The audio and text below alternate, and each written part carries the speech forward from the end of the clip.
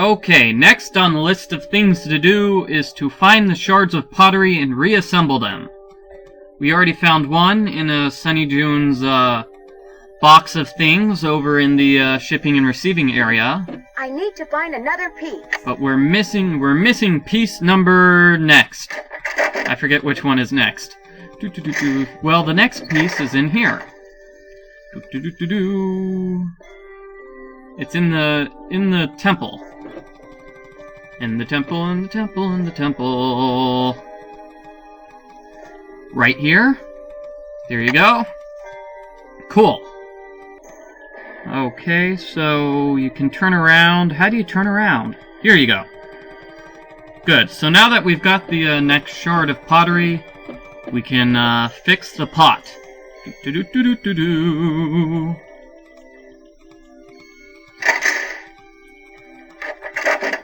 On the machine here. There. Now I can start putting this together. Now you can turn the thing this way. That's pretty awesome. Hold on a second. It's this one here. That one though. This looks like this piece. Though it doesn't go there quite there. It goes here.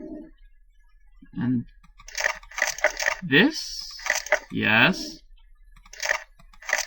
And that's done. Yay! So now it's fixed. Cross that off our list of things to do. I haven't finished that task. Okay, so let's bring the addenda to the monolith loan agreement to Alejandro Del Rio. Awesome. Now Nancy doesn't know where the addendum is, but I do. Let's find it. It's around here, I believe. See this piece of paper? There's the addendum. Or the addenda. Whoa, $250,000? I Wow. better deliver this to Alejandro right away. My goodness, that is one expensive monolith if they're paying $500,000 just to show it at their museum. So here's how we get to the Washington Mexican consulate. Or the Mexican consulate in Washington, where we're going to meet Alejandro Del Rio. Cool. You can look at this thing here, which talks about provenance, which Alejandro is going to tell you about. It means history of ownership. Hey! How may I help you? Hola! Yo soy Miguel Gris! Hi, I'm Nancy Drew, the new deputy curator over at Beach Hill. So, you're Joanna Riggs' newest pirate in training. How does it feel to join the ranks with the modern-day conquistadors? Pirate? What's going on here? I beg your pardon, but how does a deputy curator become a pirate in your book? Arr. You had better brush up on your history, young lady. When the Spanish explorers invaded Mexico, they became known as the conquistadors, or conquerors. They robbed the indigenous peoples of their wealth, not just their gold, but their artwork, their sacred objects. Anything they did not steal, they burned to the ground. Uh-huh, I know that. It's very sad and tragic, but... Do you blame Joanna and modern-day art collectors for something that happened Yeah. long before they were born? Doesn't seem fair. There is more. In the 19th What? century, archaeologists discovered the ruins of ancient civilizations predating even the Aztecs. Oh no. Many of the dig sites were robbed, and the stolen artifacts were sold off to art museums and collectors around the world. Today, finally, it is illegal among most civilized nations to remove an artifact from its native country. But sadly, there are thousands of precious antiquities with highly questionable provenance floating around the Western world. Okay, well, But Joanna only wants to display this artwork, to celebrate it, so the public will be able to enjoy it and learn about your people's great talents and achievements. Yeah. If the American public wants to see our art, they should come to Mexico. Oh, well, that's a pretty good point, actually. Is there any way to identify the stolen artifact? An artifact's provenance is the story of its origin and ownership. Mm-hmm. For example, how it made its way from a temple at Chichen Itza to a museum in Washington, D.C. If the artifact's provenance reveals that it has been stolen, then that artifact must be returned to the country of its origin. So the problem has been remedied, hasn't it? No, not at all. Provenance documents are often tampered with or forged to cover up the theft. Because of this, thefts continue and a great deal of art is moved on the black market, even today. Unethical art dealers and greedy museum curators do nothing to stop this. And to you, these people are no better than pirates. Is that right? If Joanna Riggs or that overstuffed pillowhead Sinclair had any decency, they would take measures to see that all Maya artifacts were returned to Mexico at once where they belong. Oh, okay. And what if these measures are not taken? My country will have its due, Nancy, even if I have to begin reclaiming its artifacts with my own two hands. Whoa. So basically, that's why Alejandro is a suspect in this game. He's very vocal about stealing artifacts for the sake of Mexico. I see. Well, I should probably get going. Here are the changes to the loan agreement for the monolith.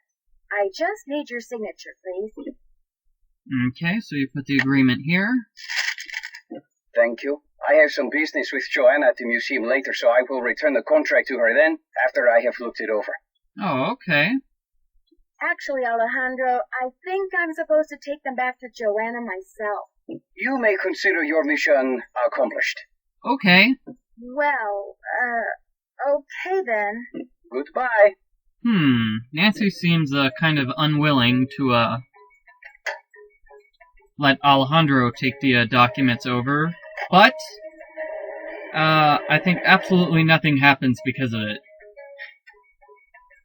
I mean, I think he takes over the documents, there's no question, there's no worry, there's no anything you have to be concerned about. Good thing Franklin gave me the museum key.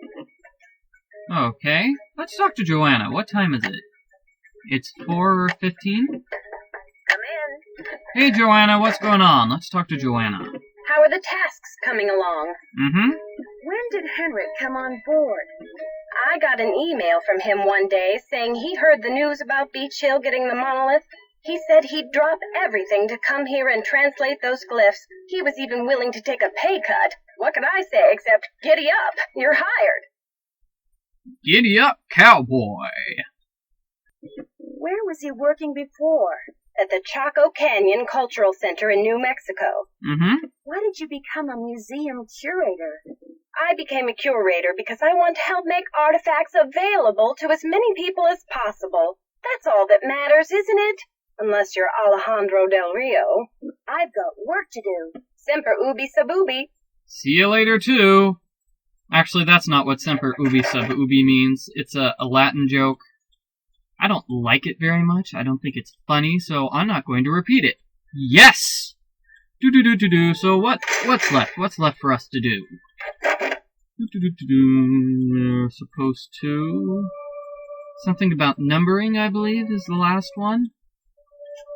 Okay, the numbering. I'd better check to see if I'm done with that. Good. So, basically what we have to do is do the numbering exhibit.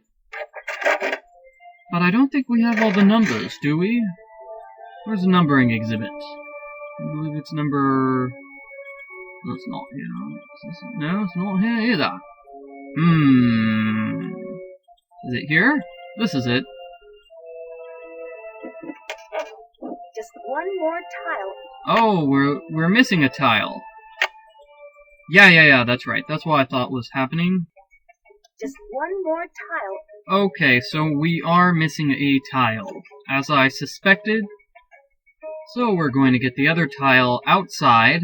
We haven't gone outside yet. It's kind of important that you go outside, too. You're supposed to do this while listening to all the recordings for the various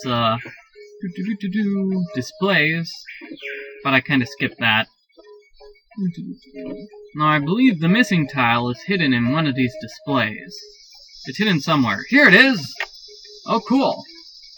But let's continue through this area anyway. It's a pretty cool area.